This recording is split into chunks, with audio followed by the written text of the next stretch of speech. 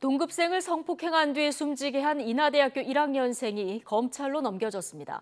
구속 당시 적용된 준강간치사 혐의 외에 불법 촬영 혐의가 추가됐지만 살인 혐의는 적용되지 않았습니다. 이준엽 기자입니다. 검은 옷에 검은 모자를 눌러쓴 20살 인하대생 김모 씨가 수사관들에게 이끌려 경찰서 정문을 나섭니다. 범행 당시 왜 피해자를 놔둔 채 도주했느냐는 취재진 질문에는 죄송하다고 짤막하게 대답했고 유가족에게 사과한다고도 말했습니다. 현장에서 구호 조치 안 하고 왜 도주하셨습니까? 죄송합니다. 유가족에게 하실 말씀 없으세요? 피해자분과 피해자 유족분한테 진심으로 죄송합니다.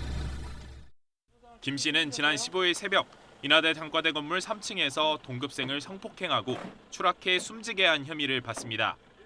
피해자는 추락 후 1시간 넘게 생존해 있었지만 김 씨는 별다른 신고나 확인 없이 자취방으로 달아난 거로 알려져 공분을 불러일으키기도 했습니다.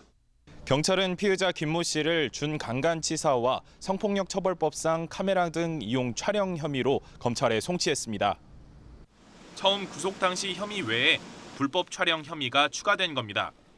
경찰은 김 씨가 범행 현장에 놓고 간 휴대전화에서 당시 상황이 담긴 동영상 파일을 발견했는데 화면이 제대로 찍혔는지와 상관없이 촬영하려는 의도가 있었다고 판단했습니다. 다만 추락한 피해자를 놔둔 채 도주한 데 대해 미필적 고의나 부작위에 의한 살인 혐의가 적용될 수 있다는 전망이 나오기도 했지만 경찰은 혐의 적용이 어렵다고 판단했습니다.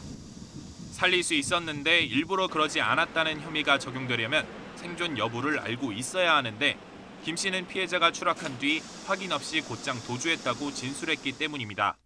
피해자가 살아있음을 알고도 그 자리를 떠났다는 게 명확하게 밝혀지면 부작위에 의한 살인죄는 성립될 수 있는데 그 부분에 대한 수사가 필요한 거죠. 인하대는 지난 20일 김 씨 징계 절차에 착수했고 2차 피해를 막기 위한 법무법인을 선임했습니다.